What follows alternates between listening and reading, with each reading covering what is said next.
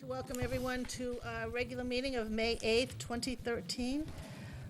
Roll call. Everyone is present, Linda, and we would like to take this opportunity to thank Mrs. Broussard for running and for joining us on the board. We're very happy to have you. And I had noticed when we sat down that we are now down to one male. And we don't want anything to happen to Mr. Malulis, so we're going to keep him happy this year. So, all right. Yes. Can I just make a comment? Absolutely. I would just like to take a second to congratulate Mrs.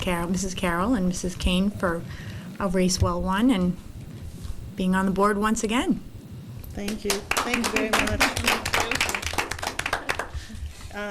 Okay, first order of business is going to be school committee reorganization. And I forgot to write a picture. That's all right, I can do it. Yeah. And so I'm going to turn the meeting over to Superintendent Benton at this point. I add my congratulations to 3 members. Thank you. I would like to start with nominations for chair of school committee. You can either nominate someone or pass. And I will start with Julie. I'll pass, since it's my first MJ? Peggy Kane? Manny? Peggy Kane. Ginny? Peggy Kane. Peggy? Peggy Kane. Leslie? Peggy Kane. Kathleen? Well, seeing that we have no contest, congratulations. All those in favor of Peggy Kane? Unanimous. Congratulations. Thank you. Thank you. I really appreciate the support from all of you, and I hope to do a good job for you this year, for sure. Okay, our second item would be vice chair. And we'll start, we're getting confusing. We'll go this way. We'll go this way. Julie Broussard. Pass. Yeah, she should pass. MJ Burns. Kathleen Carroll. Okay, Mandy Mullis. Leslie Quick. Jenny Bishop. Jenny Bonish. Kathleen Carroll. Leslie Quick. Pass. And Kathleen Carroll. And myself, Kathleen Carroll. So we would, let's see, 1, 2. Kathleen. 3, 4. 4 to 1. So Kathleen, welcome aboard. Thank you, everybody. Thank you. Appreciate that. And our last item would be secretary. Julie Broussard. Ginny Bonish. I switch it up a little bit. Okay, that's good. Good for you. MJ Burns. Jenny Bonish. Okay, Mandy Mullis. Jenny Bonish. Ginny Bonish. Jenny Bonish. Ginny Bonish. Ginny Bonish. Ginny Bonish. And myself, Ginny Bonish. So thank you so much. Congratulations. Welcome. And the irony is, I think there are 4 letters tonight for secretary, for correspondence. I don't know what that means. Okay. So what we'll do now is, I'll say 1, 2, 3, go, wherever you want to go. No, we can, Kathleen, take your name tag with you. But if other people, I know Ginny wants to go back to her secretarial seat. I'll sit there for today. Oh, do you want to I sit can there? move. It doesn't matter. Well, hey, you know something, how about we do, I'll move, I don't mind moving over there. And that way you can have your own seat. Oh, I keep my seat. And just come with luggage, though. All right. I'm gonna take my nameplate and go. Bye, MJ. That's okay. Those presents in front of you are from the Board of Selectmen gave to the hockey team a couple of weeks ago, and they had extras and sent to all of you. What's on there? Open it. I did. It's a chip. It's a flash drive. That makes me feel better. See, That's pretty cool. I've never Poke it seen out. anything like Yeah. that. It'll, Oh, if you poke it out, you can see it'll flip out. yeah, and then on the back, I don't know if you can see that or not. And then press that, push that little thing out. Oh, this presses out. Yeah. And then, Oh. and then it hooks in. Oh, that is pretty amazing. That's Very very nice. Thank Excellent. you. Thank you very much. Oh, Yeah. Okay, all right, here we go again. Our next item of business would be the consent agenda. Superintendent Benton. 2 items on the agenda, the approval of the minutes of April 24th, and warrants, payroll 424, circuit breaker 17, sped 2122, grants 422, revolving account 231, and lunch account 32. Okay. I'll entertain a motion to approve the minutes of April 24th, 2013. Mr. Mullis. Make a motion to approve the minutes of April 24th, 2013. Okay, do we have a second? Mrs. Bonish. All those in favor? 1, 2, 3, 4, 5, 6. All those abstaining? For absence, okay. So 6 in favor, 1 abstention. Julie, I'm sorry, Julie. She can. She can still Yeah, vote. as Oh, long as she's okay. a member. Oh, okay. You can vote for too, then. Oh, then I Yeah, can. you Yeah, we can. went through that You can. before. We always go through this. You can. Even if Oh, we're okay. not there, we can vote for them, so unanimous, okay. we'll make it unanimous then. Yeah, easy for that. Okay. Payroll of 4/24/13. Do we have a motion? Mrs. Burns, I make a motion to approve payroll for 2413. do we have a second? Dr. Quick. Okay, all those in favor? 5 in favor, 2 abstain. Mrs. Carroll and Mrs. Kane. Okay. Circuit breaker 17, sped 21, sped 22. We'd have a motion for those. I'll make a Mrs. motion Bonish. for circuit breaker 17, sped 21, and sped 22. And a second? Mrs. Carroll. Okay, and, okay, all those in favor? 1, 2, 3, 4, 5. 6 in favor and 1 abstention. Mrs. Burns. And the last 3, a motion for G 422, R 231, L 32. Mrs. Burns. So moved. Okay, a second? Mrs. Bonish. All those in favor? Unanimous. Good, thank you. Excellent. All right, our next item of business is a nice item. Oh, there she is. Oh, not, okay. We have a thank you for our student representatives. We have a report first. Oh, we are going to Yeah, have a report. Scarlett's gonna have a Oh, report. Scarlett, thank you. I'm sorry, I didn't realize you were coming with a report in hand as well. Yes. Great, congratulations. Thank you for being here. The events are as follows. The Alice training at the high school was started at the end of April. The strings trip to Ireland was very successful. French students went on a Montreal trip in April. 22 juniors and 12 seniors were inducted into National Honor Society. The play Sweeney Todd opens this Thursday. Students have been raising money for One Fund Boston, the Sean Collier Scholarship, and the Jimmy Fund. Students have begun to take AP exams. High school and middle school chorus concert was fantastic. Underclassmen awards are May 15th at 6:30 at the Shriners. The Strings Vertical concert is May 22nd at the Shriners, and the band concert will be on the 23rd, also at the Shriners. The senior prom will be on May 17th. Senior final exams will begin on May 20th. And as for senior week, the banquet will be on the 28th with a hypnotist. The athletic banquet will be the 29th, hosted by the Boosters. The barbecue and scholarship night will be on the 31st. For sports, boys lacrosse has only lost 1 game. Boys baseball game was today against Stoneham. Girls lacrosse has a game tomorrow against Burlington, and girls softball has a game tomorrow against Reading. That is all. Just want to make a correction, and I need for you to RSVP. Ms. McManus sent the invitations to the underclassmen awards presentation on May 15th. It's going to be in the Wilmington Middle School cafeteria. And we're going to forego school committee on the 22nd to all come to the strings concert at the Shriners. We wanted to do a thank you this evening to our school committee reps. Mrs. Kane? Yes. Okay, Jessica, how are we going to do this?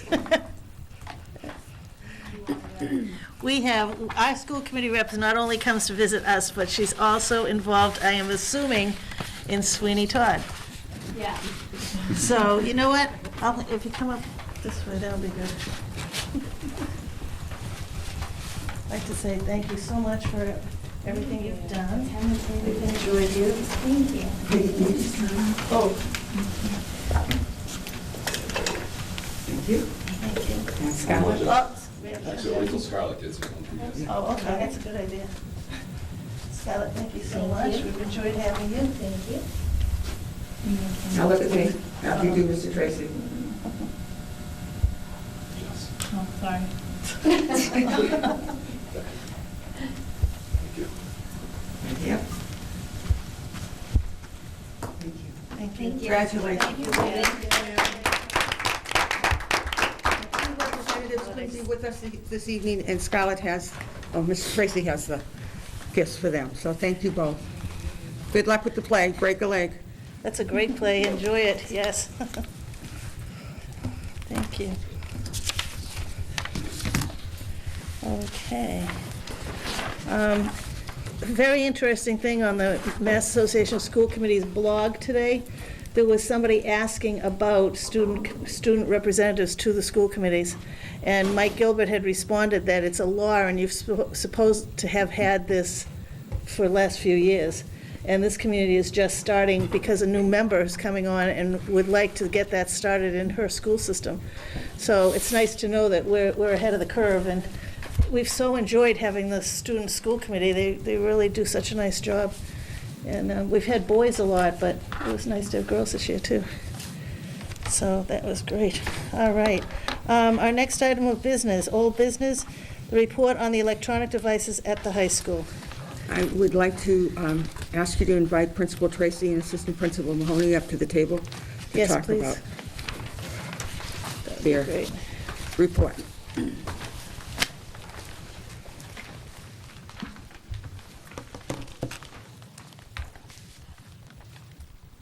Thank you very evening. much. Welcome. As requested by the school committee, we went back and did a survey of staff and faculty related to our pilot policy that we've been running under for electronic devices at the high school. There was a report that was done last year as well.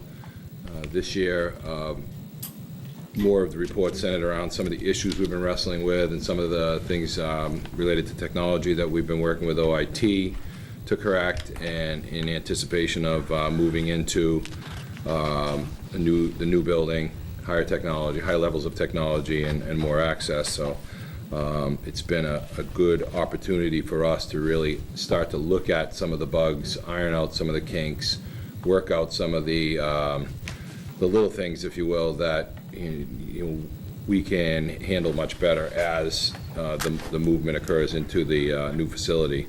The report is fairly straightforward, lists a number of the devices, that can be found in Wilmington High School, including iPods, iPads, Kindles and Nooks and Alpha Smarts, video cameras of all types, including smartphone-based.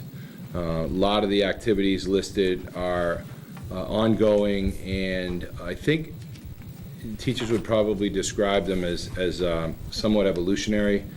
The dilemma you run into with electronic devices in concert with applications that are designed to be used with these devices is that many of them change so quickly, it's hard to hold on to one long enough. It's a little bit like trying to catch a frog in a swamp with one hand, and it kind of hops away and you got to go after it again. But we're starting to see a little more of a settlement in some of the applications that are available to our teachers and students, including Google Docs, which is probably one of the most prolific, where you see kids sharing documents using the tools that are available within the Google suite, and then linking that along with note-taking applications like Evernote, an online-based note-taking application that allows you to create an online notebook, store pictures and store audio files, and connect that technology to websites. We're starting to see teachers make the connections between those note-taking applications and their classroom-based websites, as well as the Google Docs and the Google Suite of applications. Those seem to be the most stable for us in the building. There are other things being used like Prezi and Glogster and several of the translation programs for languages, more of really content specific. I think you'll find that some departments rely on certain applications much more than others, and you tend to find that there's a lot more video and audio happening, including especially audio, where companies like Google have allowed not only the sharing of documents between teachers and students, but now the actually interaction. The interaction used to occur just via keyboard, basically, or via your device, and now Google has taken the next step to move into allowing audio commenting on a document that a teacher and student are working on. So these are some of the evolutions that we've seen just in this school year alone that have that will open the doors to more technology use. As we outlined, there, teachers. The number one complaint with teachers is that kids are texting all the time. They are inside of school as much as outside of school, and certainly that becomes a management issue for teachers. And many teachers have expressed, that they have spent more time than they want to wrestling with kids and trying to get them to stay focused or refocus.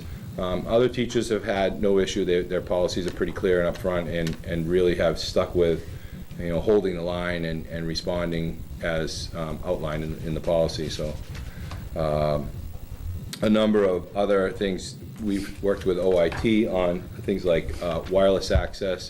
Initially, just this area of the library had some wireless access that we were experimenting with, and then, as you know, the Adam Street wing recently had wireless access installed, which has been something that we've really gone back and forth with OIT, trying to get devices to work the way we all feel they should, or trying to get applications to be able to get through the networks without any issue. And I think that's been a great relationship for us to be able to find the issue, work with the issue, report the issue, and have it fixed within a very short amount of time. I mean, and a number of these issues that we run into can be device specific. So when you're bringing in a number of devices, it's tough to respond that quickly. So we've been lucky to be able to get that quick of a response, to be able to find some of the issues and work out those kinks so that it's more smooth for those transitions as we go into, smartphones seem to be the device of choice right now. More kids have them than not. Teachers are worried that we have that situation that we've all talked about, the haves and the have-nots, and the kids that may not or may never have a smartphone, and we're starting to look at other ways of grouping people and grouping students in classrooms, and how to, most of the time you'll see kids working in groups of 3 or 4 to try and alleviate some of that. Same with some of the video devices we have, the flip video cameras that we use. They'll group up and do things like video vocabulary and in groups of 2 and 3 and 4, so that they can contribute to the greater class vocabulary as a whole, or something even on a Prezi document or presentation that they make available. But kids are starting to share it. We've been able to get more devices. You see more devices around. You're starting to see a few more laptops. You're starting to see kids in classrooms with iPads, taking notes on iPads. Several kids have invested in the Google products, Nexus products. So they're starting to grow a little bit and take some hold now that kids know that they can come to the library specifically and use these devices pretty cleanly, go into classrooms and use them pretty cleanly in this wing of the building. And it's more supporting teachers. The biggest thing the biggest imperative, I think, that we found, the teachers, they really do need that PD.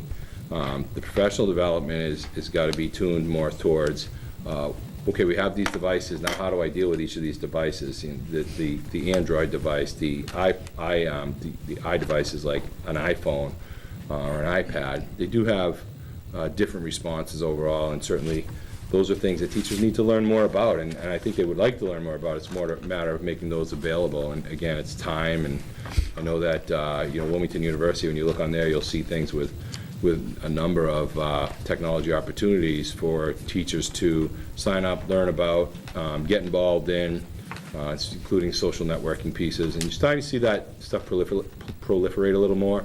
And I think as we move into the next few school years, as the teacher evaluation systems kick in and some of the requirements that the state is requiring, you'll start to see more as teachers need, really work to find ways to be more efficient in their day-to-day tasks, be more organized, and to really keep hold and use data to be able to show what's really going on. So I think you'll start to see more of that as time goes on.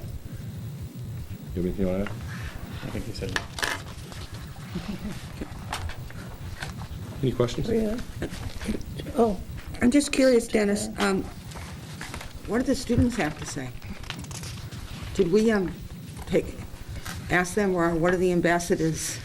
I wish you asked the students when they were here.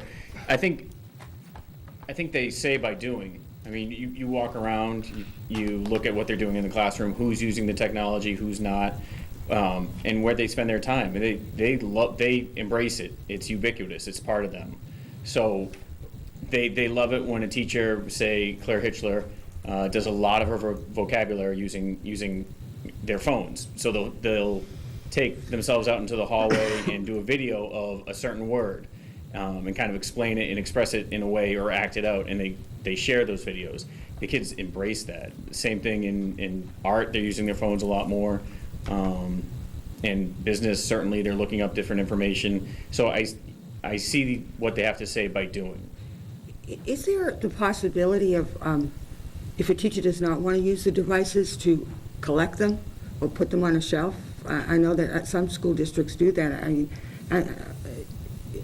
have we ever thought of that? I mean, I don't know, I'm just throwing out ideas. I also think it's interesting that the English department is the one that's most against, finds it most of it hindrance, which just blew me away, so I'm done. If they collect them, then the kids aren't texting. Is that a possibility we could? I think a lot of teachers are wary of collecting the devices. I believe some would want to collect them, but they are people's personal property.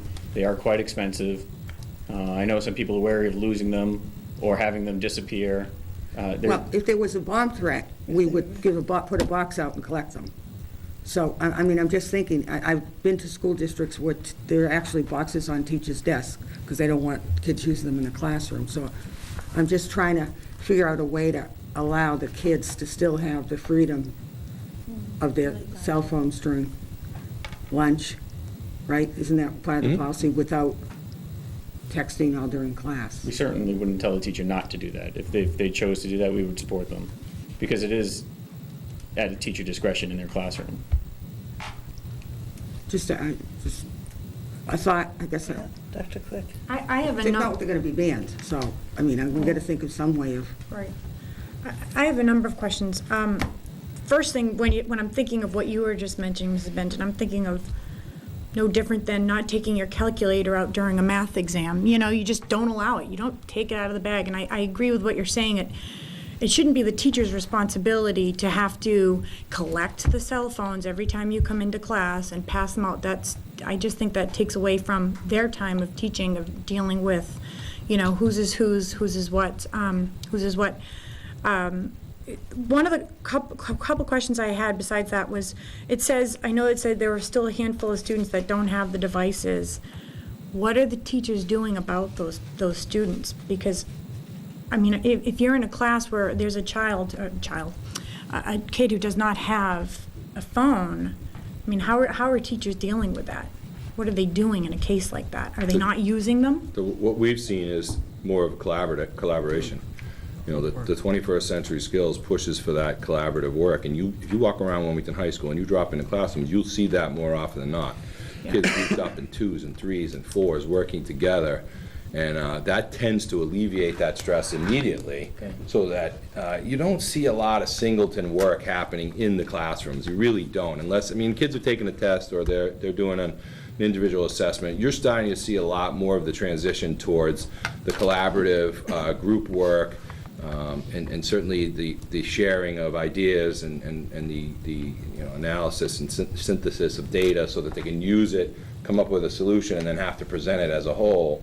3 or 4 kids are doing that full presentation together. So some kids may be working using a smartphone. Other kids may not be. They may be working on some greater part of the project. For example, in biotechnology, they may be working on the DNA sampling while the other kids are doing the research related to what they need to present. So Okay. it's really, I think, balanced out. I think often it's not the question of who doesn't have one. When they're working collaboratively, it's who has the best one. Gotcha. They'll you can walk around and say, well, why are you using this phone? Well, this is an Apple, this is an iPhone 4S, and this kid only has the iPhone 3, so they'll use the better phone. It's certainly, I think, it's a low percentage of who wouldn't have the phone, but the collaboration alleviates all those worries. Okay, and this is going to seem like a funny question, and I only ask this more so because do you think that brings about the who's got the better toys? Do you understand what I'm saying? Sure. Socially, sociologically speaking, in fact that, this kid has all the bells and whistles, whereas this kid doesn't. I mean, I know this doesn't really have specifically anything to do with learning, but anything that affects kids, social being affects their learning. So I'm just wondering if you've seen anything like that happen. We haven't seen anything, but that doesn't mean students don't internalize it. Yeah. It is a good question to ask. It's probably the same as who's got the best car. It's societal. You know, Yeah. We see it in Who's wearing the society. nicest We're going to clothes. see it in our building. But I think, the beauty of the technology, whether you and I have an iPhone 3, an iPhone 4S, an iPhone 5, a Samsung S4 Galaxy, whatever it may be, there are still limitations. I mean, one of the things that we find is that you could launch the shuttle with some of these devices, honestly, and we don't, it's like using, back in the day when we used Word as a typing program. We were using high-end computers to teach typing. It's a similar thing with phones right now. There's not a lot of knowledge about all of the opportunities and applications because you're really trying to hone in and get good with 1 or 2 or 3 or 4. And kids are good with texting, they're good with taking pictures, and they're good with posting pictures in Facebook. But then now take those applications and have them integrate those applications into something useful and research-based and that's of quality enough to use for a grade in school. Then I think you see that level come back down. It doesn't matter what phone you have, you still have to come back to the basics and find that balance within the work that you're doing. Okay. And the next one was where it says assistant principals report that having parents pick up the device has proven to be an issue. Now, I understand how that can be an issue because of the fact that at least before we had a strict policy against allowing electronic devices, but now we have basically given the go-ahead for kids to bring them to school. So is it the parent's job, if there's a problem with them in school, to have to come pick them up? Or is it our job to discipline the student who is not conducting business as they should be? So, I mean, is there something that you guys are going to think about doing that? Is something like detention going to be a possibility? We have detention. There is discipline. We do use detention because often I'm calling a home where there's a dual income family. Both parents are working from early in the morning till late at night. Yeah. And so how long are we holding on to these phones for? Again, it's somebody's personal property. And it creates a very contentious conversation where you're trying to let the parent know that their child has made a bad decision. We can handle it here, but we are requiring you to come and pick up the phone. And they're saying, I'm not going to get there till 5 o'clock, so you can stay there till 5 and hand it to me when I get there. And there's a bit of a give and take, and I respect that. They cannot leave their work for their child's cell phone. And at the end of the day, we can handle the conversation with the student and you do the discipline where we have that one-on-one relationship with the student and say, we're going to sit down, we're going to talk about this because you're inconveniencing your parent, you're inconveniencing the administration by this choice, and you're putting yourself, in a tough situation where you want this device, you want to use it, but we have to hold on to it. So it's having the conversation with the student and doing discipline is a lot. I think the value for the kid is direct and it's right there. Having the parent come and pick it up or leave their place of work has proven very difficult. Yeah, I would assume that would be the case. And then, this was a clarification. Number of teachers who report that the ED has been a hindrance, it says 21, but then in parentheses, 26%. 26% of the thing.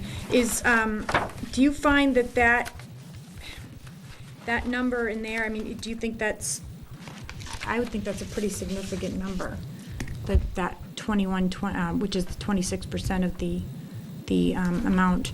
What are some of the things that, have you talked to these teachers who answer this as far as what would they like to see done that we could possibly go back to our policy to possibly make changes to make it so that there are electronic devices used in the school, however, it's being used. What I'm trying to get at is I want to make sure that what's most important to me, especially when I was making this decision and I voted for having the electronic devices in the school, was that it doesn't take away from the teacher doing what they need to do, which is to teach. If teachers are spending all their time, well, I'm not saying all their time, but if the teachers are finding this 21%, right, am I right? 21 people, I'm sorry, 21 people or 26% are saying that it's a hindrance, and here you say most teachers who answer the surveys would like to add further limits. Do we know what type of limits they're looking to see so that they can do their job best? Can I just point out one thing? When we're looking at numbers, you're talking about 21 teachers out of 81. Am I correct, Mr. Tracy? So that's not.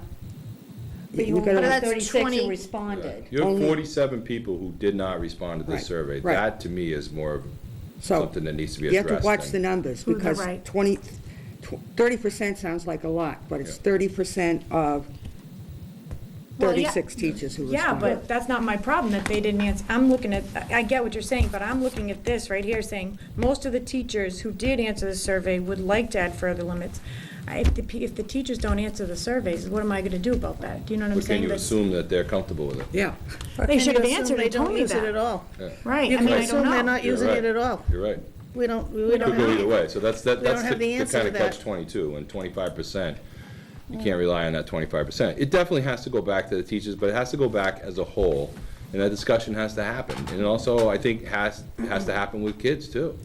And I think that greater group has got to come together and say, okay, this is working, this is not working the way we thought it would work, this is not working at all, and then start to make those tweaks, because these devices are not going away.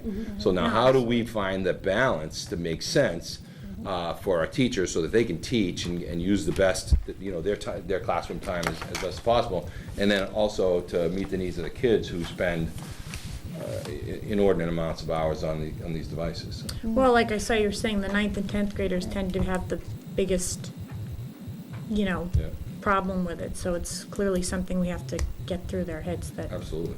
thank you very much. Okay, I saw Mrs. Bonish, and then Mrs. Burns, and then Mr. Mullis. So, Mrs. Bonish. I'm just curious, is the hindrance that they're describing, is it more of a technical hindrance, or is it a behavioral hindrance? Like, are they misusing it, or is it like the wireless is slow and the platforms are different?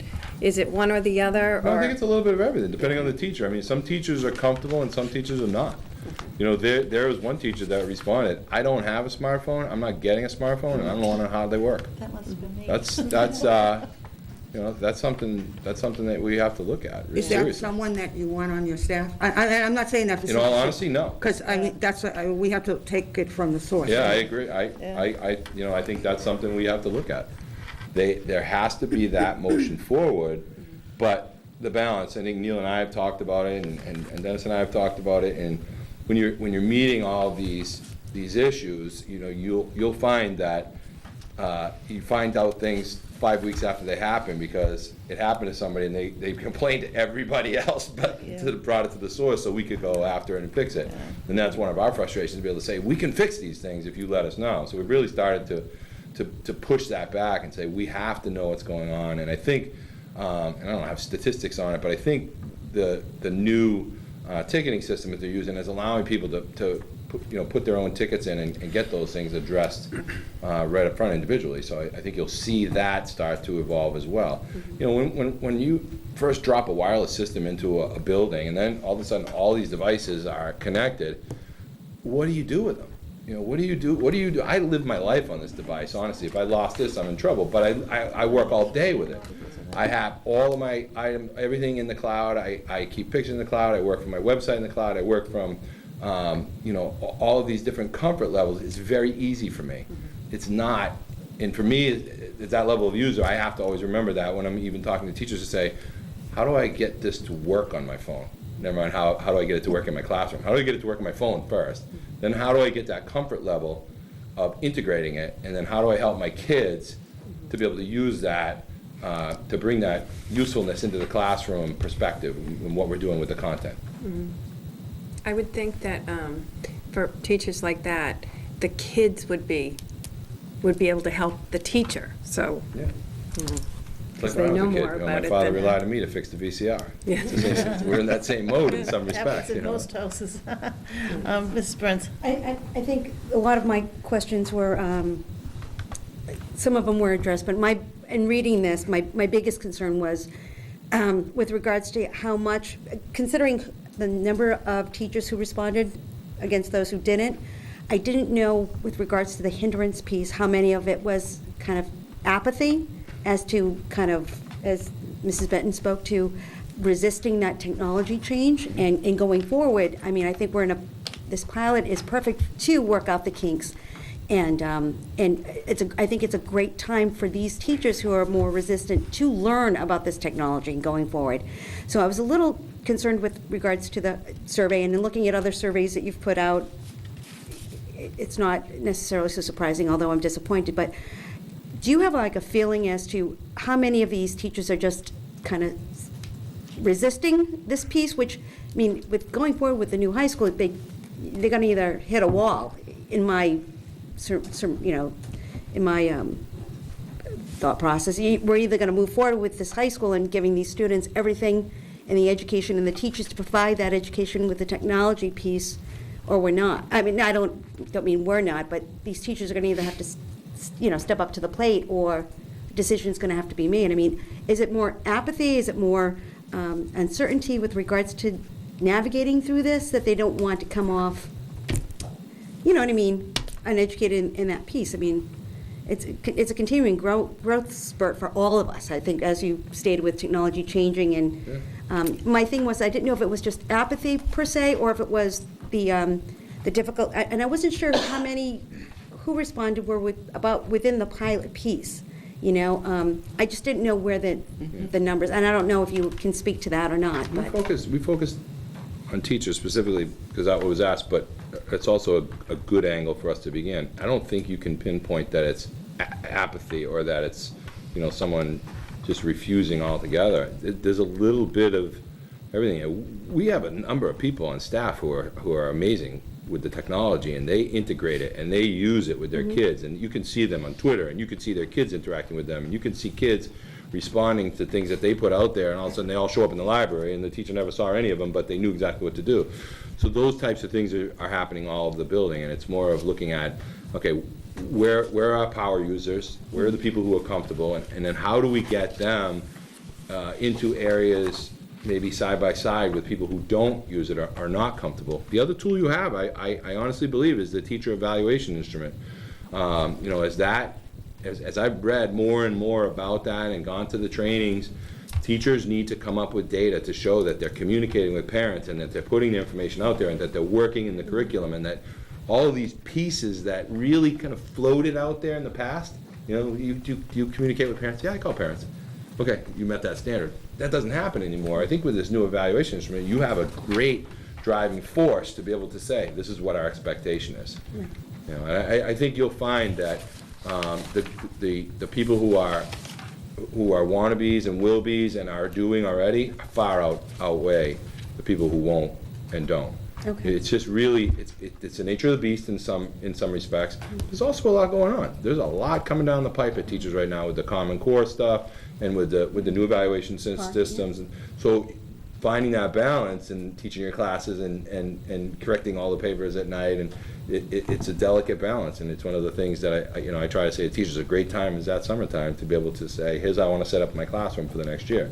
And we have some people that are fully integrated and online, and to the other end of the spectrum, not so. Well, I just didn't want those who are making a good college try, with regard to some of the quirks that have happened, I don't want them being deterred from, and you said that those quirks have been worked out fairly quickly.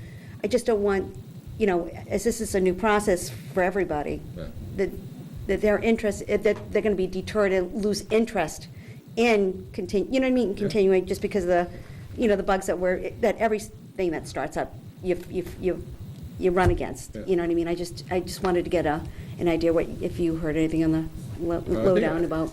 From my personal perspective too, I think, and Kate may be able to answer this a little better, I think more people have signed up and are taking the technology courses that are being offered, the courses that are through WU, and even some of the crossover we're doing with Burlington High School. Mm-hmm. They happen to be a few steps ahead of us with their iPad project, things like that. It doesn't mean that they're the be-all, end-all. The things, a BYOD policy or something that we're looking at over here, and this is the time to experiment with that and figure out what makes sense, while giving the teachers that training and that baseline to be able to give them a comfort level so that they try it. If you can get them to try one thing and then integrate that, it's good. And I think, in my own opinion, if you're using 3 applications and maybe 4 applications with your kids, that's a good number, and it doesn't sound like a lot, but you can, given the efficiencies that are built into these software packages and these applications that are online,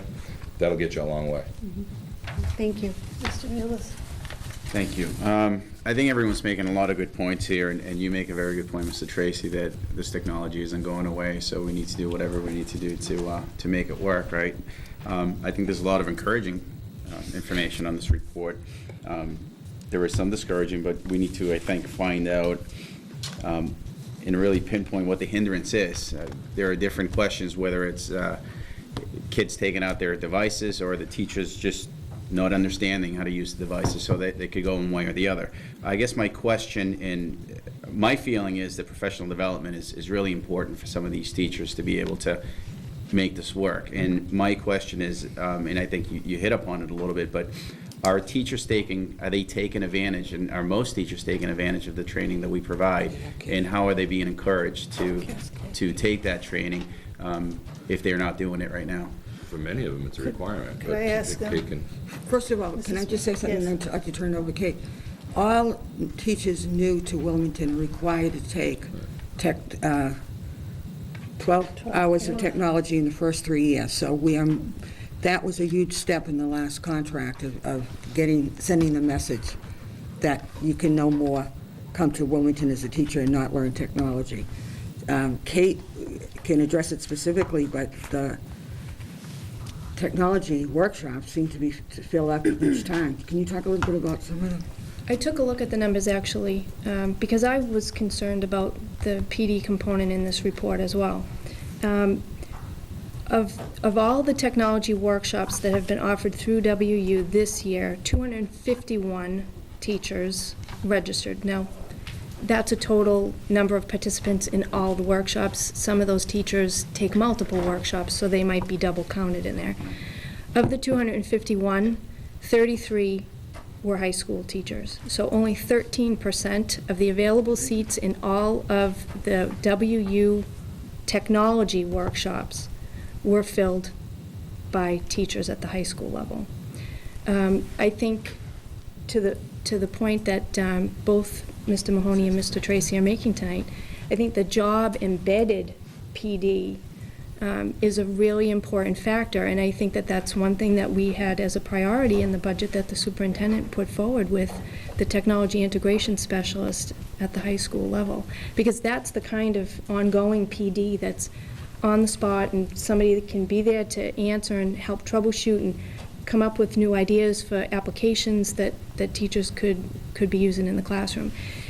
We do a needs assessment survey every year, and we did not get an overwhelming outcry for PD with the BYOD at the high school level. As a matter of fact, to Mr. Tracy's point about so many different things coming at teachers this year, a lot of teachers wanted professional development around the Common Core. So I think there are some competing factors here for teachers' time, effort, and energy, what to stay current with and what to get caught up on so that they can be ahead of the curve and provide the best curriculum and instruction in their classroom every day. And we haven't moved fully wireless here at the high school yet, so again, it's a small percentage that have access to those applications, and then would naturally have to rely on data plans that students may have access to wireless from their own devices. But it's a multi-pronged approach. We certainly have done what we can to come up with workshops in district. We have 2 fantastic technology trainers in district that develop these workshops. We have started a collaboration with Burlington. Our teachers are also able to attend workshops, drop-in sessions at Burlington. Their teachers are also allowed to participate now in our workshops because they actually, in discussion with our technology trainers, recognize that the PD component in the technology, we have a stronger PD in technology for teachers here in Wilmington than they offer in district in Burlington. And they have not yet branched out to doing that online professional development, the PD in Your PJ series that we run. So they're very interested in looking at the things that we're doing. I think, again, with limited resources, and that's human resources, financial, and time, we have a lot of competing factors here to try to provide the best we can in professional development for teachers. And certainly we can take a look at this to flesh out some more particulars about what kinds of PD they think they need. And I think probably Neil Ellis, our OIT director, in working with some of the teachers and the troubleshooting that's gone on, he works closely with the technology trainers to come up with the topics for our workshops in district. So there's a lot of communication that's ongoing, and it's evolving, and we are doing the best we can to keep up and provide the kinds of support that the teachers are asking for. Superintendent Benton? I just want to add one last piece. If you look at in the technology plan, you'll see the departments and all the software that's being used in each of the departments. And some departments are using it a lot more than others, but frankly, the only way this is going to change is if the leaders make a change. Unless the curriculum team leaders and the principals and the central office have this as a priority and hold people accountable, it's not going to change. You see the difference in the elementary because it's reflected in their evaluations. I read every single one in the school system that comes by my desk, and there's been more of a focus on integrating technology at that level than there has at the secondary level. And I think that we have to take that on if we really believe that's what we want. You know, I don't think it's acceptable to say, if this is going to be the book that we're going to use in the school system, for Kate to say, I'm not using that. That's how a device. If we're saying that devices, technology is going to be part of one of the tools that we're going to be using to teach, then if you want to teach in Wilmington, you're going to have to learn how to use it. It's the only way it's going to change. If you look at Burlington, they weren't asked, they were given, they were told. Everyone was told they were going to use an iPad. Now, some teachers aren't where you want them to be with it, but I think that if that's going to be what the district wants, then it's going to have to start from the top. However, back to Kate's point, there's 2 other competing areas that, frankly, I see as more important right now, and that is the teacher evaluation system and the Common Core, because we don't want to penalize our students. We're going to be tested on the Common Core if it's not part of it. I again go back to looking at the teacher leaders in each of the buildings, and I think we have to work more closely with them to get others to be in their departments to become excited about it, and with the curriculum team leaders. Because frankly, I think if you looked around the high school, you would probably see that the visual and performing arts are the high, are ahead of the game as far as technology, and that's thanks to, Jen Fiddler's in classes that she teaches and all that they get involved with. Any of the teachers on Twitter, because you can see the kids responding, that they understand that that's really a great tool for communication with kids today. And we need to share that with the teachers who don't want to have any part of it, if that's what we believe is important. It's just like Aspen next year. I mean, that's going to be going live for parents and students 6 through 12. So there is an expectation that all teachers will be posting their grades on Aspen, and parents will have access to it. And we're going to go to using that as a means of interim reports instead of sending out paper reports. So I think as we do some of these things, the culture changes. We've piloted the Aspen, now we're going to implement the Aspen. That means that everybody partakes. So I think we might need to think about moving forward a few more of those, not a choice, but something we want for all. And absolutely the concern always has to be anyone who does not have a device. And I think we need to think about, how we move forward. There are notebooks in the school that kids can use. I haven't checked lately to see, how we're doing with it, but we need to make sure that all of our students understand that they can have access to it in a way that's done privately and with dignity, so they're not sitting in a class waiting for a teacher to hand them a device. It's got to happen before, in private. But I hope that we're going to move forward, that you're going to let us move forward, because I don't think that we can stop. I am concerned if teachers are feeling they can't control texting in classrooms, then we're going to have to figure out a way to stop it. And if it means the phones go back in the bags, that's going to be really sad. And I think we need to tell the students that. You told us this is what you wanted. You could control it. If you can't control it, maybe we need to look at that. I do think parents picking up cell phones, we need to change that. That's not punishing. It's punishing the wrong person. And that doesn't make sense. So we're going to have to, and I'd ask the assistant principals to work on that, and hope that you will let us continue. Do we have any more? I just want to say, I like the idea of it in the classroom, but my whole concern is texting and out of the classrooms, How about in the gym, the locker room, the cafeteria? Have any of these been? Well, in the locker room, that's right, new gym. That's a way to get that's my whole concerns, is these kids are going to take it to a point. They're going to take it out of the classroom. They're going to use it wherever. And I'd rather just regulate it to the classrooms. Let's just keep it in the classrooms. It's a great device. I use my Google all the time.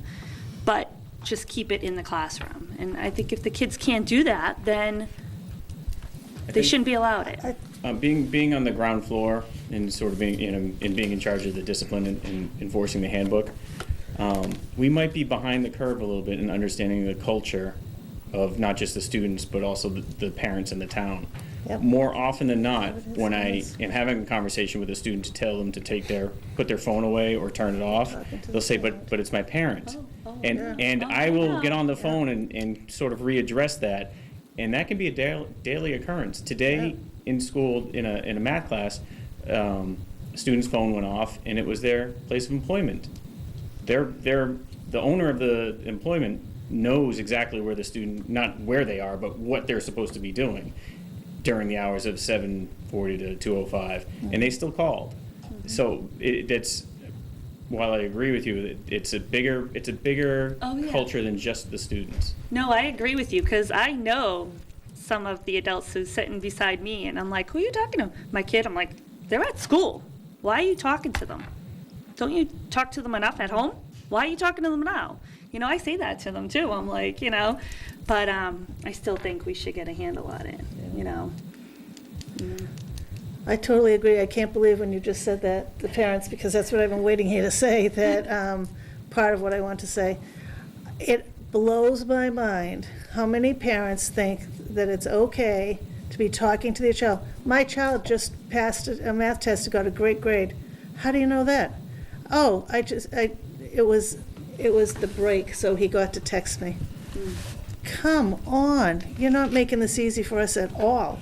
I've had more discussions like Kathleen with parents who are telling me that they are texting their kids in school. That's outrageous. And somehow we have to, maybe at the beginning of the year or something, we have to send home a notice to parents saying, we're trying to teach them to use this as a tool in the classroom. We can't be having it used as a tool of communication for parents when you're just like, you can wait till they get home and find out that they've passed a test. That's one of the things that I think, I'm not sure how we handle that. The silver lining is that they are communicating with their parents. True, that's true. Historically, parents don't get enough information from their child and they're not talking, Maybe but that's why they're they like talking it. a lot these days. Yeah. I don't know, when you said, this is me having to be educated, use Twitter to communicate, and the superintendent mentioned Twitter. I don't understand, why do the teachers have to talk to the kids outside of the classroom on Twitter? It sounds like it's a little bit formal. What does Twitter do? What is Twitter? It's a communication system where you send a short message. So you will see teachers tweeting out to students, reminder, tomorrow paper is due. Reminder, essay needs to be on my desk at 8 o'clock in the morning. From their phone, can they get the whole class in one tweet, or they have to do it to everybody? Oh, yeah. The entire, You do it from the the entire computer. world. It's not, you can do it on a computer. Oh, you don't do it on your... You don't have to do it on a But you can use a computer You can if you use don't a have computer. access to a phone. Oh, And so okay. some teachers, we've seen some fantastic chat threads where teachers will throw out a sonnet, and students will have to make their own version of it, and they'll do it in 140 characters or less. And the enthusiasm jumps through the screen. You can see it, and it's real. And that's great, that's Now, excellent. we were talking about 26 people responding negatively to the survey. And I'll tell you, more than 50 people have a Twitter account. More than 50 teachers have it. If you follow the teachers in the high school, so many use Twitter as that learning beyond the classroom. Hey, don't forget, or remember this, or there's a test coming up. And a lot of them have parents following them as well, another form of communicating at home. It's a short messaging service, but it's a short reminder. Okay, good. The other thing is, when the superintendent, this is just an observation, when we were just talking about it, and we were talking about use it, the device, it, I think part of our problem is we haven't determined what it refers to. Is it the smartphone? Is it the laptop? Is it the, whatever that other is, the Kindle? I think by letting anything in, we've made it hard on ourselves to hone in on what the ones which are the best tools for us. So I think as we're looking through this, it would behoove us to look at what really seems to be working. Which of these devices really seem to be educationally oriented devices, and perhaps we could eliminate some devices and have more of a hold on what it could be. So I'm just put that out there as a suggestion. And the third thing I saw here was talking about, I know we say, I have to say as a former teacher, we who stand above the classroom, we're not in the classroom, you have no idea what it's like to get into that classroom, to have planned a lesson on the computer, to turn it on and have it not work, or to try to get some information and have it filtered out. You become an idiot in front of your kids. You try and find a way to, supplement that. It's very difficult to do that. It's those little practical things that do turn the teachers off, and the teachers saying, I can't do this every time I turn around. It's not working. And if you've done this 3 days in a row because you've got a project going, and 3 days you've had an issue with that, to me, that's one of the biggest things we have to work on, to make sure that the teachers have that access, and it's okay. Because that really, really was a problem in my school, and it was very irritating. And the other thing is the high level of internet filtering. I've heard this for a few years around the system in general about the filtering. And so maybe, never enough because we haven't been using it this way, but maybe we also need to look into, to me, that is one of the other things we should look into, is the filtering. Who determines the filtering? Is there a way to let the teachers know what's been filtered out? Which probably not, because it's so extensive. I Well, don't we know, can have but- Neil answer this, but SEPA, there are SEPA regulations that we have, that we cannot, Yeah. We're It's- governed by federal regulation that filters We're certain governed- things. And you So can like block- anything that has the word like ghost in it or something, say that's one of their words, that all has to go. Be filtered. Do you know what I'm saying? No, it goes, it's content filtering by, basically by category. So there are teams of people who, their job is to find any new site that's been,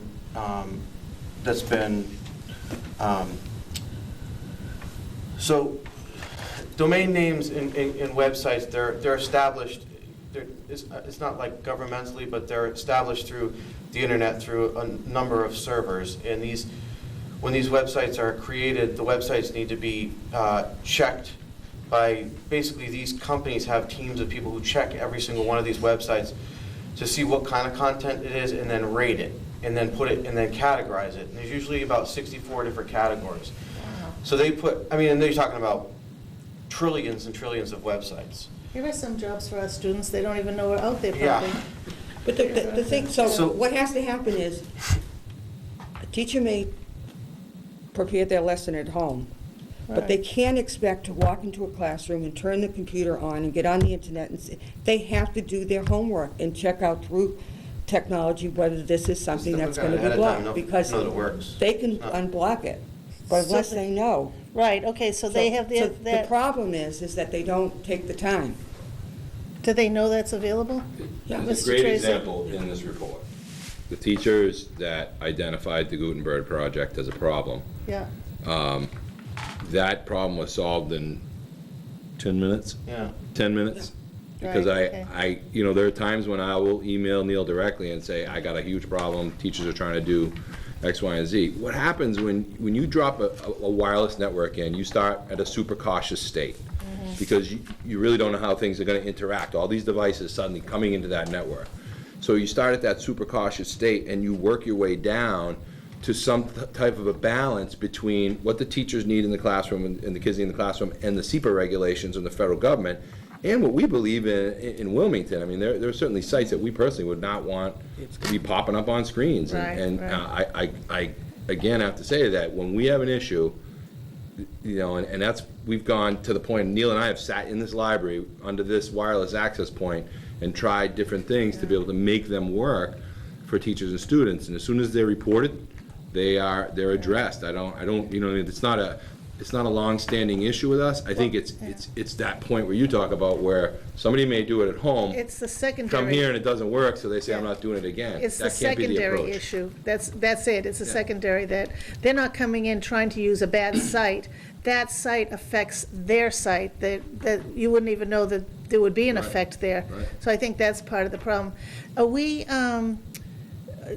we were not going to vote that we would continue this or not, we'd just continue it, right? Is Correct, that- yeah, I'm did not you asking do for a that? vote. I think we need to continue to try out But we would and- really and like a continue to report report back. maybe in September Yeah. that, of how we've made I a few would changes or like whatever. us to get some message to our students who started this policy. Yes, That yeah. unless they're going to abide by it, Yes, there is a threat of it going away. And I think we Right. need to make that clear with all of them. yes, definitely. Oh, yes. Maybe we Yes, should make that a call to everybody, like everyone's house, or can we, like, let the parents know too that this is an issue? This is Well- what's going on. Beginning of the school year, when everybody gets their handbook, we can absolutely add that to Connect 5 message. Yeah, I Okay. think that would be great. That is a great idea. At least then we Assemblies know with we did it. students. Yes, exactly. And I think the student ambassadors need to embrace this. Make a Mr. Mahoney? video. Yeah, we could do some education with the student body, and Yeah. that's certainly easy enough to address using some of the technologies that we have. That sounds great. And the parents. Yes, and the parents. Just say one final thing. Sure, yeah. I don't want anybody to look at the report and say, oh, we shouldn't do this and we should shut this down right away. It would adversely impact all the work that's already been done between OIT, the classrooms, the teachers, the curriculum, all of those things. I think we look at these as opportunities to address immediately or address as, we find most optimal within either curriculum development, professional development, teacher discussions, faculty meetings, however, and build on that, and allow the teachers to come together and say, these are the tweaks that we think we'll need to start next year, and put a few more small adjustments in, and then readdress it again at the end of maybe the first half of the year, and say, okay, now where did we get to? And then make that adjustment again. The technology is changing so quickly, not just the devices, but the applications and their availability, the network and the internet functionality. And I think we just keep taking those steps in positive directions, and we have to put the things out there that are issues so that we can address them immediately and fix them and make sure that this is all functional and appropriate for our teachers and our students. And I have one quick question. Are only the teachers in the Adams Street wing, I might have misunderstood this, are they the only ones who are actually working with these devices, and the other people in the other wings are not? Well, not really. I mean, some of my strongest users in this building are down that end of the building. Because they're using the applications to their advantage, not necessarily on the wireless. The wireless comes in handy for other things and other opportunities, but using the technology does not have to, because the smartphones, you can use them out in the courtyard. You can go down to the public library and still get the information that you need. Something that was said earlier made me wonder if that, I misunderstood what was being said. That's excellent, yeah. It's just a different advantage and a different opportunity Yes. for accessing the internet. I think Mrs. Carroll might agree with me. She and I were the two who voted against this. And I have to say that I would have continued probably to do that, but I think this report, I want to thank you for it. I felt it was a very honest report, more so than I expected it to be. Not that you would give me a dishonest report, but you can leave things out and put things in, and I know how you can write reports. I was thinking the same thing. I couldn't believe there was anything negative in it. Yes. I And it's important because we can't fix it if we don't know where the problems lie, and so I want to really thank you for the way this report was presented and for being so honest about it. And we wouldn't be against it now at this point, because we want to be able to fix it and get it going correctly, so hopefully the teachers who are really working with it well can help the other teachers also. They are. Yeah, so that's great. Does anyone, are we all set? Thank you. Oh, Dr. Quick. One more comment. Especially when I was asking my questions before, I think for me, it's, again, it's not so much I want to take this away from the kids. I think that it's an incredibly important educational piece. I just want these kids to understand that this is a privilege that we are allowing them. And, if they're not going to abide by rules, and if they're going to make, not life difficult, but if it's going to be more difficult for teachers to do their job, then we might need to readdress the policy itself and make it more limited for them. But I don't want to do that, but that's why I'm glad that we had this report. We can look at that. And that's why I think it'll be good if next year we really, and you guys talk to those kids and make them understand that this is not something this isn't a right, it's a privilege. So. And I would target, just by the numbers, I would target the English department first, because that seems to have the highest displeasure, and find out what they would like. How can we support them? Do they not want phones in their classroom? What is it that they're looking for? Just to figure out what it is. Yes, absolutely. Thank you. Okay, thank you very much for coming tonight. Thank you. Thank you for the discussion. And it's a perfect segue into our 5-year technology plan. In fairness to the OIT department, the hits that they take are continuous, and I actually witness in my office people calling, going crazy because something's not right, and literally the computer was not turned on or was not plugged in, and they get the wrath.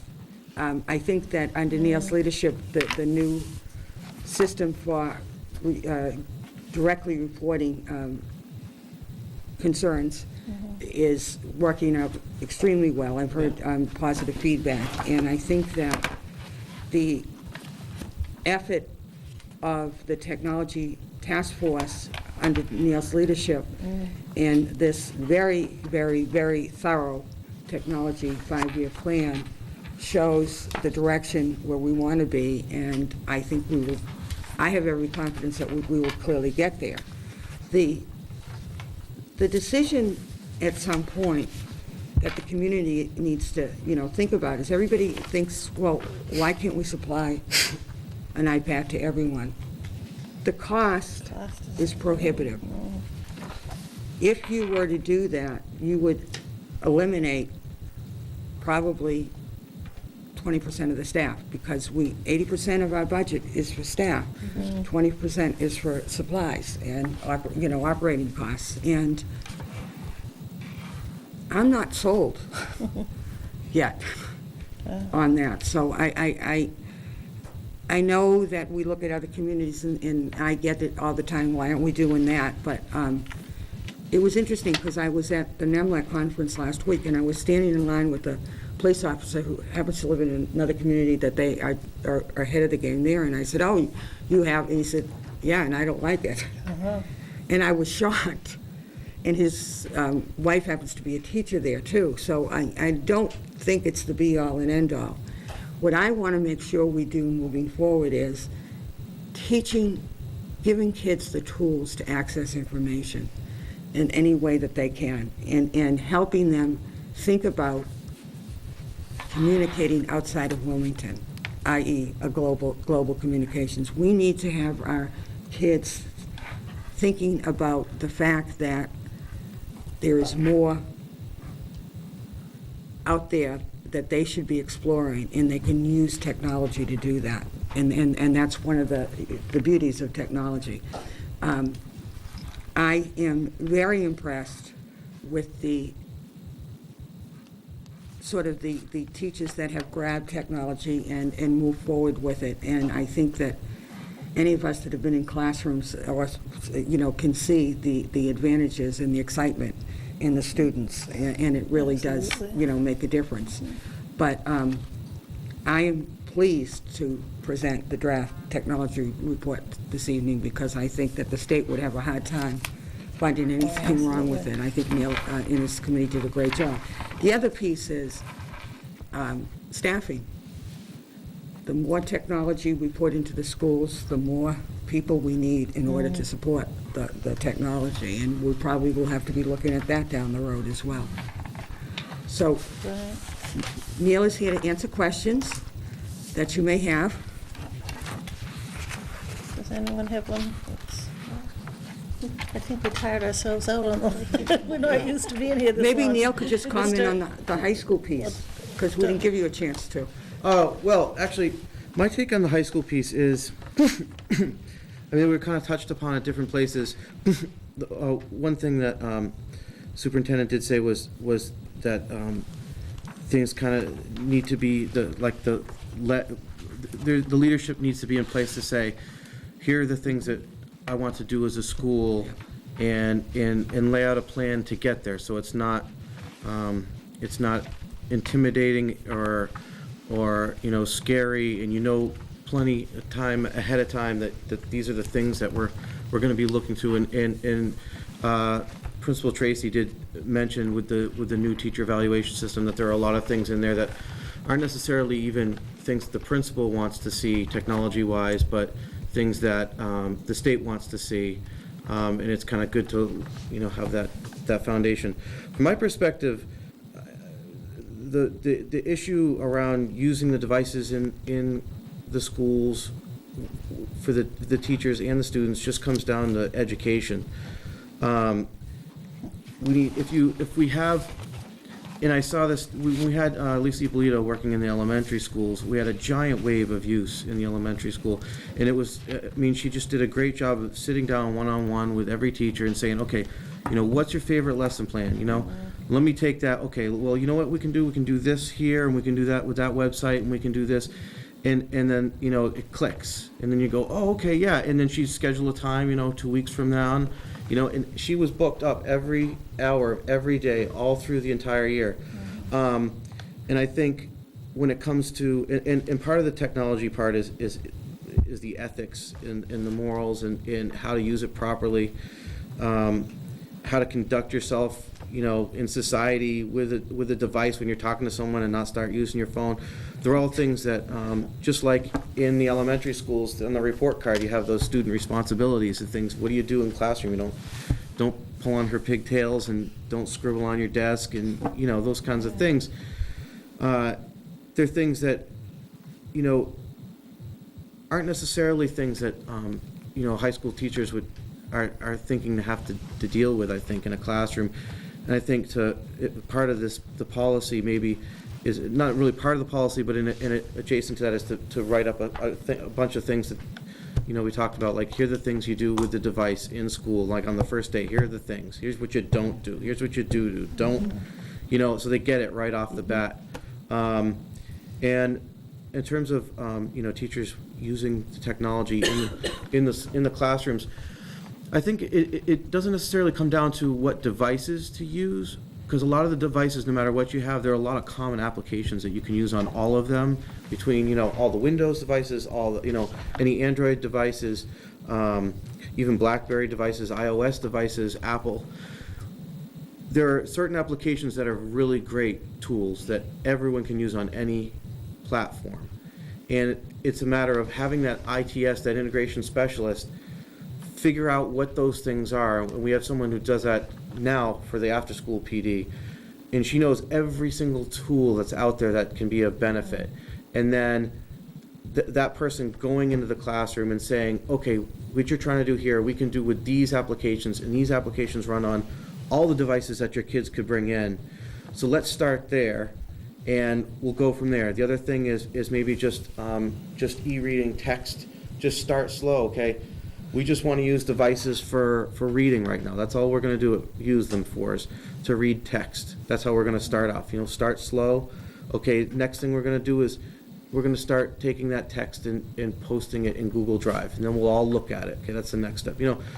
Methods of starting out in that path that aren't very intimidating. And all that comes down to professional development. So that's my take on it. Excellent. Dr. Quick, did you? I just wanted to, as you were talking, I just had one quick question before I make my comment. Regardless of whether it's a one-to-one, you were talking about one-to-ones, and you talk about replacing the wireless infrastructure in the buildings, that would have to happen regardless, correct? If it's one-to-one, or if it's BYOD, or? Right, you would need the infrastructure to start with. Right, yeah, you'd need it one way or another. Okay. Yeah. Besides that, I really wanted to just say thank you, because your team did an excellent job. This is thorough, well laid out, and very well written, easy to understand, which so many things are not when it comes to our desk. So I just wanted to say thank you so much. Oh, sure, thank you. Does anyone have any? I thought it was, I already told him, I think this is a great report. I loved your example about, imagine if you go to, what was that again? If you go to a work, yeah, and you have to start using. Driving a Ferrari? Yeah, Yeah, like you drive a Ferrari, Ferrari, yeah. you go to work, you have to use a horse and buggy or something like that. You're like, what is going on? I thought that was so funny. Yeah.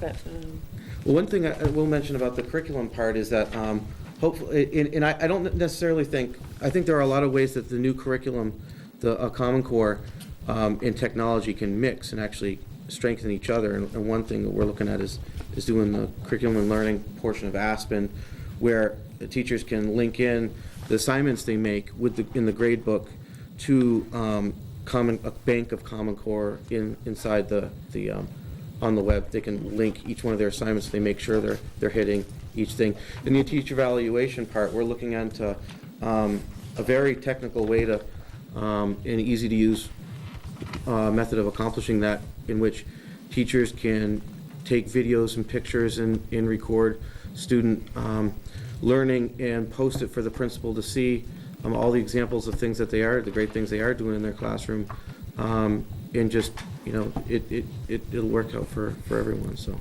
I'm looking forward to that. Do you have any other? I just want to mention two things. One is, on page 13, you talk about the state working with the Partnership for Assessment of Readiness for College and Careers That Park group.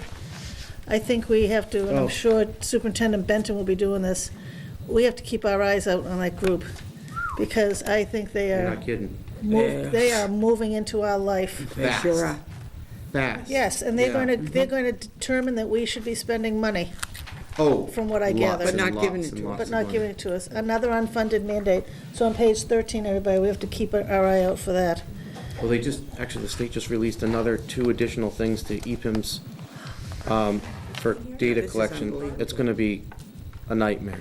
We So- have to now record teachers' salary and their attendance. In their attendance, and report it to the state, which nobody in the Big state brother. has them in one system. Everybody has their payroll system, and they have their Right. student information system, Right. but they don't keep, attendance and that kind of thing, in salaries in a student Park information is, system. the goal is that everybody's supposed to be taking their MCAS online, Online. but no one has the It's not capabilities realistic. right now to do that. It'll be 10 years. So, All right, but the fact that they're out I there, know. yeah, they want us to do it in 2 years. Yeah. 2 years from now. yeah. So, And then the other thing on page 28, video infrastructure, I am really interested in that personally, to watch that. WCTV, I know you've had some conversations with them, and, And I'm pleased to announce that we actually have 2 students at the high school now who are leaving here and going on the school bus down to WCTV on Thursdays for working on one of the programs. We Oh, started that. And Neil is working with Sandra Curtin. The kids that from the middle school that are coming up to the high school that are trained, we're trying to get students trained that can then help out in the new high school. perfect. And we're going to have to look at staffing that. In order to get it, To do the right way. you need staffed, so. Yes. yeah. So I mean, we it'd are be a great working. opportunity. I mean, we put a note in down at their, right at the end of their, we put on our fiber optic loop. We cut in a node right at the end of their driveway so that they could connect onto our network, and we could broadcast from the new school over the fiber optic loop to the station Wow. when it's available. I mean, it'll come about Exciting. eventually, but, yeah. What a great opportunity for collaboration, plus for our students. I think that's fantastic. So, and I echo everyone else's thank yous to you. This is a fabulous you. report. Do we have anyone else? Are we all set? Great. I think we're all set. Thank you very much. Thank you. Thank you. For coming. Okay. New business. I have 2 school calendars. Every year you approve one ahead of time because of parent vacation planning. The 2013-2014 has specific dates, and I want to call attention to the public that instead of the traditional November 1st Professional Development Day, we are moving that to September 20th in order to do professional development for all the teachers on evaluations. So Oh, okay. the calendar that you had in your packet was incorrect. April sent you out new ones. I have extra ones if you need it. So we will have September 20th as a Professional Development Day, not November 1st. Okay, thank you. Anyone else need them done that way? Thank you.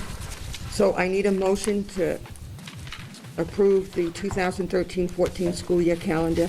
This includes conferences and CIT days. We are staying with the Friday model. Parents continue to say thank you. It makes it much easier, and the one in the fall, I'm hearing from junior parents saying they can leave to go look at, Oh, colleges. Yep. And for parents of younger students, it's easier to get off on a Friday afternoon than it is on a Wednesday, Right. so. Okay, do we have a motion? Mrs. Bonish? I make a motion to approve the calendar for, is it both of them or just the 13, 14? Do them The first separately, one, yeah. For the 2013-2014 school year. Second? Mrs. Barnes? All those in favor? Unanimous, Linda, thank you. And proposed 2014-2015 school calendar, Wow. starting early, August So 25th. long ago. Oh, This is a very short summer this summer. because of the snow days. Hopefully, we won't have as many snow days next year. Okay, I'd entertain a motion for the proposed calendar for 2014-15 school year. Just a Dr. quick Quick? question, Mr. Bennett. I just was noted, and the fact that those professional development days, because originally I was looking at it going, oh, there were 2 here and there were none in 2014, 2015. Is that just because you don't know when? We don't know when yet, yes. Okay. Do we, Dr. Quick? Motion to approve the 2014, 2015 calendar. So- Okay, do we have a second? Mrs. Bonish? All those in favor? Unanimously, thank you. And you're right, said Yes. Yep. You have before you a summer school brochure packet. Because we're foregoing the May 22nd meeting, WCTV, we're not meeting on the 22nd. That is the strings attached concert at the, and I know many of you have someone in it who will be performing. So we will postpone, we will not have a meeting on the 22nd, so I need you to approve the summer school brochures, which is for, it's the same thing as you've approved in the past, this summer as in last. All programs will be at the middle school. Same cost.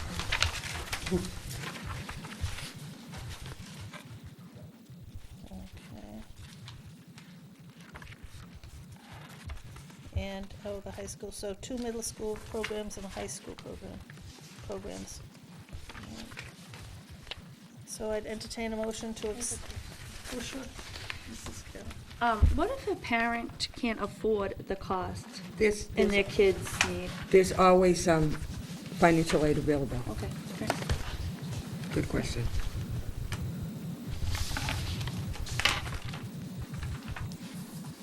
Okay, do we have a motion to approve the summer school program brochure? Dr. Quick? Motion to approve the 2013 summer brochure. Okay. Second, Mrs. Carroll. All those in favor? Unanimous. Thank you. All right. Public comments? Public has left us tonight. Other reports, the subcommittees, I don't believe there would be any subcommittee reports tonight, right? So what I'd like to do, though, is if we could just go onto that page, subcommittee assignments. I think Mrs. Bouchard will tell you some of them if there's one you might be interested in, but I think we have, I'm just going to go down them. We don't have to fill them all tonight. We can leave some open to think about if that's how we feel at this point. But the policy subcommittee, we have Mrs. Bonish, who's already on that subcommittee, and Mrs. Burns, you thought? Yeah, I thought I could. You could Take it on. Yeah. Is anyone else interested in that committee? We could put 3 people on there, but I'm going to leave that open as a tentative for me. I'll see how this goes down here. So Mrs. Burns and Mrs. Bonish then will definitely be on that committee. Sick bank subcommittee, myself and Mr. Mullis. Does anyone have an objection or want to be on that committee? That's working well, isn't it? Doing a good job. We like that committee. That's a good one. Okay, Technology Task Force. Are you still available, Mrs. Bonish and Mr. Mullis, for this? Yeah. And it's a fascinating subcommittee, if anybody else, we could have a 3rd person. Yeah. Would you like that? I'd be Oh. interested in that one. Oh, excellent. It's 4 times a year on a Thursday from like 9 to 11. Perfect. And we get the dates ahead to you. Okay. Yeah. Perfect. That would be excellent. Okay. That committee No, doesn't we don't, happen anymore, it doesn't no. happen, okay. The next school committee representative strategic plan, we have our plan, so that doesn't happen anymore, so we can, Mr. Mullis, are we lucking out tonight so far? And the school committee representative to Wilmington Educational Foundation Board of Directors, Dr. Quick and Mrs. Carroll. We still happy with that? Yep. Okay. School committee rep to the Students' Health, School Health Advisory Committee. Are you still okay with that, Dr. Quick? Excellent. School committee representative to the CPAC. That might be we might have to think about that one. They have workshops, and the board meetings are every 2-3 months. Tomorrow is, the CPAC is meeting tomorrow at 6:30 at the middle school library, and it's just a board meeting discussing workshops for the upcoming year, and that's typically what they're discussed. Okay. Do we have anyone? I'll attend that tomorrow night, and if no one else does it, I can be on that subcommittee, but I wasn't sure. We'll see if anyone else is interested. But so thank you for letting us know that's tomorrow. Thank you. Anti-bullying committee. Did we find out if that is that still? That doesn't have to continue. We have the policy in place. Oh, okay. So that's not all right. So that, okay. Could I ask you a question? With possible new committees to consider, does someone bring that up about a creation of possible committee? Oh, Dr. Peggy. yeah. Okay. Okay, that sounds good. Executive session minutes, the chair has to go through those, so I'll be going through those. High school building committee, myself and Mrs. Bonish. And the next meeting is May 23rd. May 23rd. 6:30. Town Hall. Excellent, okay. And then our legislative representative, we're not even going to give her a chance to say no. She's done a great job. Thank you. Mrs. Burns. And then,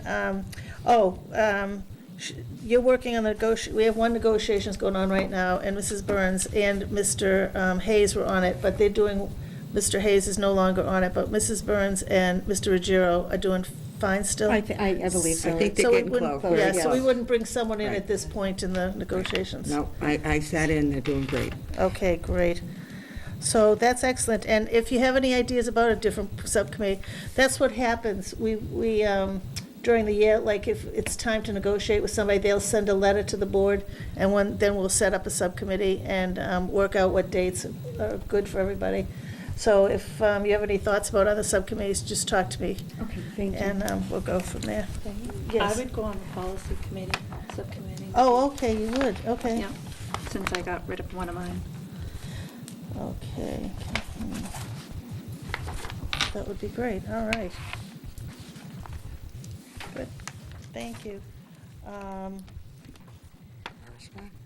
Yes, one second, though. I was going to say, Mrs. Bonish, because you're the senior member of that, then you would be the chairperson of that committee.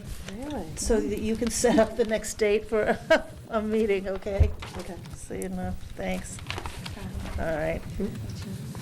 Excellent. Okay, this is so exciting. Correspondence tonight. Oh, I have a lot. For the first time. Mrs. Burns got a letter from U.S. Senator William Cowan. Dear Mrs. Burns, thank you for writing me with regard to your views on gun violence prevention. I appreciate hearing from you on this issue. Recent tragedies have shone a light nationally on an issue that has affected our communities for decades. Anyone who has met a gun violence survivor or the families of gun violence victims can tell you all too well that this is a real problem and that we need a national solution. While Americans have the freedom to legally purchase and own firearms, we must do more to keep guns out of the hands of criminals and mentally ill individuals. We also must do a better job of halting illegal gun trafficking. Law enforcement groups have said time and again that stricter control of the purchase and use of handguns will lead to an increase in public safety. That is why I am supporting legislative measures to keep us safe from gun violence while protecting our Second Amendment rights. I am also a co-sponsor of the Gun Show Background Check Act of 2013. I believe it is just common sense to require that anyone who wants to purchase a firearm be subject to a background check, regardless of where they purchase it. I have also co-sponsored the Assault Weapons Ban of 2013 and the Large Capacity Ammunition Feeding Device Act of 2013. Dangerous military-style weapons have no place in civilian life, and these measures would put in place reasonable measures to alleviate at least some of the threats they pose. I will continue to promote and support common sense policies to keep our citizens safer and reduce gun violence and keep illegal guns off our streets. Thank you again for taking the time to share your thoughts with me. Please do not hesitate to contact me on this or any other issue of concern to you. Oh, great, thank you. All right, so we also got a letter from Marie Shack. Dear Peggy, I would like to congratulate and thank the school committee for your continued support of the district's art program.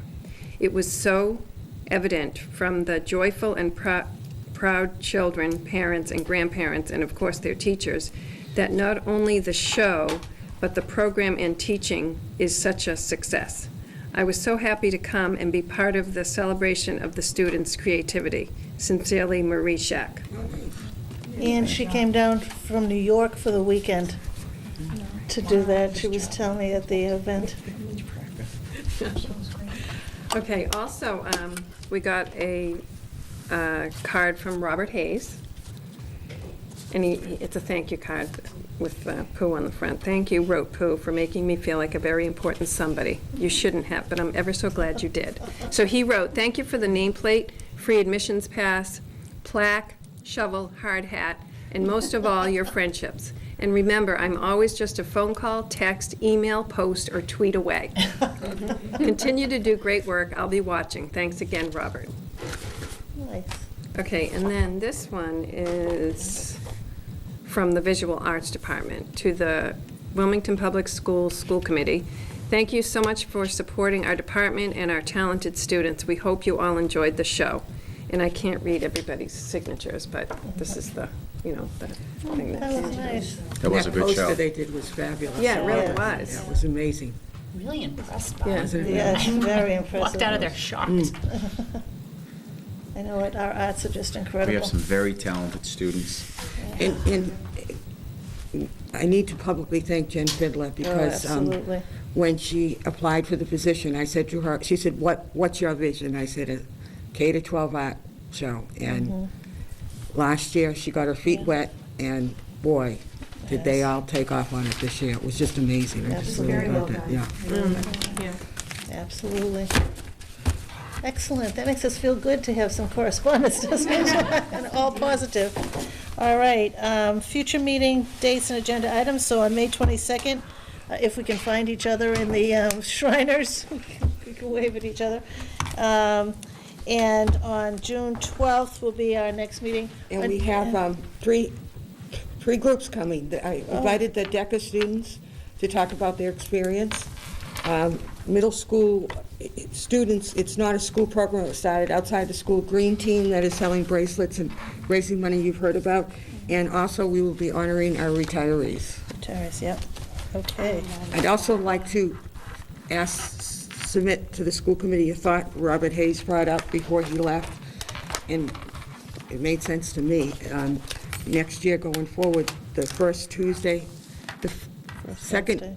Tuesday of the month be our school committee meeting for that month. On a Tuesday? I mean, Wednesday, excuse me. Oh. yeah. Second Wednesday of the month, that we go to one meeting a month, and actually add more to the agenda, It'd be a little longer, but so then, and then you do it once a month. everyone looks horrified. I'm only kidding. They're all looking so excited. There's I no think law it's- that says you have to meet twice a month. Yeah. Will packets still go out a week beforehand, or would we get them a little earlier, since there would be more information to have to, If it would mean 1 month, one meeting a month, we'll get it out to you earlier.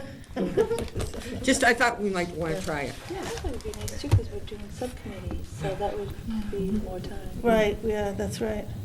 Excellent. Okay, so shall we think of that? So, but the other thing, though, is in the beginning of the school year, let's think about that, because normally we meet in August. We don't want to meet the second. No, we'll meet in August, though. We have to meet in August. We have to meet in yeah. August Yes. for the beginning of Yes, school. yes. And then we'll start it off into September. Perfect. No, Sounds great. All no, right. because we'll hold the second Wednesday meeting in case we need it. I mean, I wouldn't fill in your calendars, but I'm saying if we don't need it, it's Right, crazy we to have a don't, meeting. to be looking for Yeah. things to put on. Yeah. Exactly. Okay, thank you so much. I'll entertain a motion to adjourn. Mrs. Bonish, and a second. Ms. Camoulas, all those in favor? Unanimous. I forgot.